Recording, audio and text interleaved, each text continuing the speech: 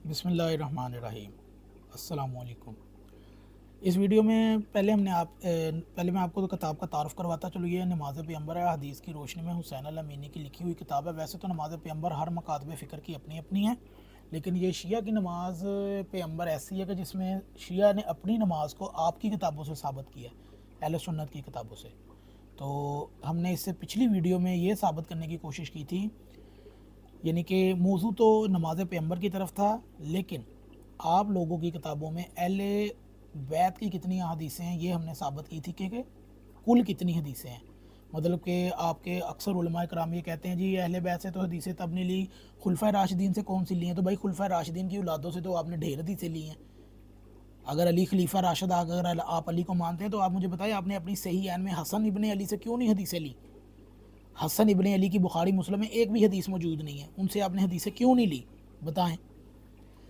7,000 बुखारी की हदीसें हैं, 7,000 ये मुस्लिम की हदीसें अगर लगा ले तो 14,000 हदीसों में से एक भी हदीस आपने अली की औलाद से नहीं ली। और आयशा और इब्ने उमर के बेटे और अबू बकर की बेटी से कितनी कितनी आपने हदीसें ली हैं। अब दूसरी तरफ हम चलते हैं, शिया किताबों की तरफ रुख करते हैं कि उनमें क्या डिफरेंस है। सफ़ा नंबर 41 में आप जाएंगे ना जब, तो यहाँ पर आपको बाब मिलेगा मकतबे अहले बैत की कुतुब अहादीस आइमा अहले बैत की रवायात से छलक रही हैं। अब ज़रा दूसरी तरफ मकतब अहले बैत की कुतुब अहादीस को देखें तो प्यारे नबी के बताए हुए मरकज़ यानी अहले बैत की रवायात करदा अहादीस से झलकती नज़र आती हैं। मकतब अहले बैत के पैरोकार जानों के नजराने भी पेश करते हैं और आइमा अहले बैत के पास हाज़िर होते थे और कुरान और सुन्नत की तालीमात से अपना दामन भर कर लाते हैं बतौर नमूना। यहाँ पर मैं आपको ये बताऊँ कि आपकी जो किताबें थी ना, वो पहले तो 100 साल साबित ही नहीं है कि आपकी पाबंदी थी, आपके दूसरे खलीफा ने पाबंदी लगा दी थी हदीस बयान करने पे। और उसके बाद शायद पाबंदी का एक ये भी सबब हो सकता है, ये मेरा अपनी ज़ाती राय हो सकती है कि उमर की अपनी औलाद नहीं तो फिर उनकी हदीसें बयान की है ना। आयशा की अपनी औलाद नहीं, उसकी हदीसें बयान की हैं। वो जो इंजीनियर साहब बयान करते हैं कि हज़रत उस्मान जंग से भाग गए थे, तो वो पहली बार ये हो गया था, तो दूसरी बार ये मसला बन गया था, तो भाई उसके बाद भी भाग गए थे। उसके बाद खैबर आई थी, वो भी भाग गए थे। उसके बाद भी जितनी जंगें आई हैं उसमें भाग गई हैं। वो अब्दुल्ला इब्ने उमर जो बता रहा है ना कि पहली जंग में ये मसला पड़ गया था, दूसरी जंग में ये मसला पड़ गया था, तो उसके बाद भी जो जंग हुई थी उसमें भी भाग गए थे। ये भी बता देना था, पूरा बताया करो। खैर, शिया हदीसें कैसे लिखी गई हैं, वो इस तरीके से लिखी गई हैं कि आइमा अहले बैत जो 12 मासूमीन असना अशरिया इमाम है ना, उनके पास जाके उनकी तस्दीक होती थी। अल्लामा मुहद्दिस शेख हुर आमली अलैहिर्रहमा की किताब वसाइलुल शिया भी देख ली जाए तो जो कि 20 जिल्दों पर है और फ़ारसी और इंग्लिश वगैरह की कई ज़बानों में इसका तराजम छप चुके हैं। मैं आपको वसाइलुल शिया का भी किसी दिन पूरा यानी कि जो अहादीस हैं उसके मतलब आपको पूरी आगाही दूंगा कि वो अहादीस अहले बैत का जो जेवर है, अहले बैत का जो ख़जाना है, वो आप तक ज़रूर पहुँचाने की कोशिश करूँगा। ये कुरान और सुन्नत की तालीमात का ठाठे मारता समंदर है और ऊपर हम कुतुब अहले सुन्नत के हवाले जी साबित करते आए हैं कि प्यारे नबी ने फरमाया कि कुरान और मेरी इतरत कभी जुदा ना होंगे। अब पैगम्बर ग्रामी की पूरी ज़िंदगी कुरान की अमली तस्वीर है।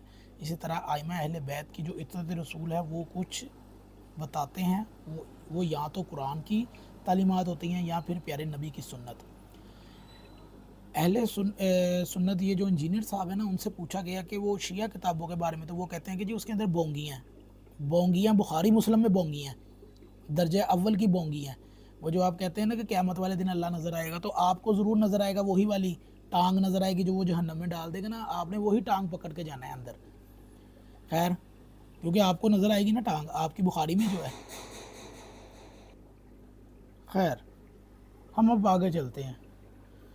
वसाइल शिया है ना जो, क्योंकि इसकी ये 20 जिल्दें हैं, इंग्लिश और फ़ारसी में भी छाप है इसकी, तो हमारा तो सारा ख़जाना ही अहले सुन्नत का है।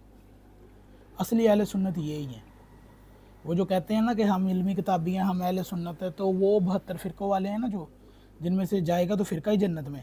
खुद बयान करते हैं 72 फ़िरके होंगे, एक जन्नत में जाएगा, बाकी जहन्नम जाएंगे। तो भाई जो कहते हैं ना हम मुस्लिम कहलवाते हैं, वो फ़िरका नहीं है। अगर फ़िरका ही जा रहे हैं ना, जो कहते हैं ना मैं हूँ इल्मी किताबी, और वही इल्मी किताबी के अंदर लिखा है कि 72 फ़िरके होंगे, एक जन्नत जाएगा, तो जा तो फिर भी जन्नत ही फ़िरका रहा है ना। अब आप खुद ही डिसाइड कर लें आपके कौन सा फ़िरका जाएगा। खैर, जो इतरत रसूल हैं वो जो कुछ बताते हैं कुरान की तालीमात है, फिर प्यारे नबी की सुन्नत है, इससे हटकर कोई चीज़ नहीं बताते।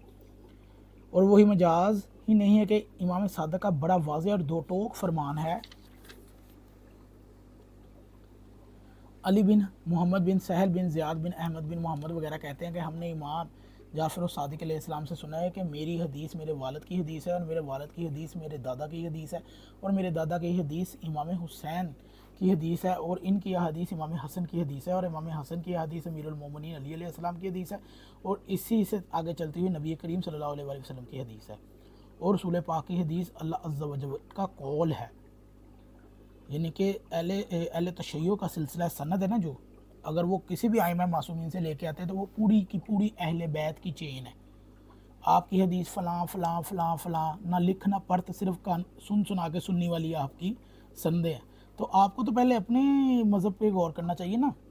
आप अहले सुन्नत ना कहलवाया करें। आपका अहले सुन्नत नाम का नाम नेहाद मज़हब है जो बाद में कई टर्म चेंज करता हुआ मुअतज़िला से कुछ फिर कादियानी फिर देवबंदी हनफी शाफ़ी मालिकी ये वो बनते बनते आज पता नहीं क्या बन चुका है। तो इन सबको इतराज़ सिर्फ अहले तशय्यो पर होता है। खैर, हमारी सारी गुफ्तगू का ख़ुलासा यही है कि किताब नमाज़ पैगंबर में जो कुछ आइमा अहले बैत की ज़ुबानी लिखा है, यानी कि इस किताब में जो भी लिखा हुआ है कुरान और उसकी तफसीर, वो सब अहले बैत से ली गई हैं। आपकी तरह नहीं है कि जहाँ पर अहले बैत आए वहाँ पे फ़लाँ फ़लाँ आपका कोई ताबई आ जाता है या ताबी का भी तबा ताबई आ जाता है, यानी कि फुल कहानियाँ शुरू हो जाती हैं। तो हमारा ये साबित करने का मौक़िफ़ ये है वाज़ेह। और माज़रत के साथ मैं जो आपको हदीस बयान की है ना अली बिन साहिल वाली, वो आपको असूल काफ़ी में मिल जाएगी। उसकी जिल्द नंबर 1 में या सफ़ा नंबर 123 में है, तबा कराची की छाप में। खैर, हमारा ये कहने का मौजू और मकसद यही है कि आपके मज़हब में बहुत बिदात और बातिलात हैं और वो ढेर ढेर कर बढ़ी हुई हैं। आप सिर्फ शिया पर एतराज़ करना जानते हैं लेकिन अपनी किताबें पढ़ना नहीं जानते। तो हम कोशिश करेंगे कि आपका कट्टा चट्ठा इस दुनिया के अंदर आ जाए ताकि आने वाली नस्लों के लिए भी पता चले कि आप किस कैटेगरी के मालिक हैं। आप सिर्फ शिया पर ही बकवासात कर सकते हैं, हकीकत में ना आपकी नमाज सही है ना वज़ू सही है और आपका कुछ भी इस्लाम नहीं है जिसको आप इस्लाम बनाकर पेश करते हैं लोगों को। अहले किताब ये यहूद व नसारा, और वो ख़ुद यहूद व नसारा, इनकी अपनी किताबों में हदीसें हैं कि हाथ बांधना यहूद व नसारा की अहले किताब की तरह है, अमल है। वो भी ऐसे ही बातें करते थे और ख़ुद भी आज ये भी अहले ऐसे ही करते हैं।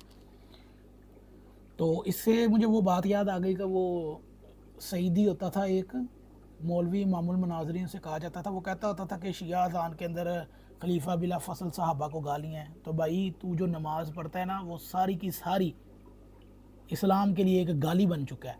उसकी वजह ये है कि हाथ बांधना साबित नहीं है और नंबर 2 तेरी सारी बिदात में से पहली बिद्दती जो तू अज़ान के ऊपर गालियाँ समझते ना, उसके बाद जो तू नमाज की नीयत करते ना वो भी बिद्दती है। अहले किताब यहूद व नसारा वाली है, सहाबा यहूद व नसारा वाली जो तू बातें करता है ना, पहले तुझे अपना मज़हब देख लेना चाहिए कि तेरी सारी किताबें जितना भी जो तेरे पास मवाद है वो सारा अहले किताब वाला है। तेरी नमाज, तेरी इबादत, तेरा सब कुछ अहले किताब वाला है।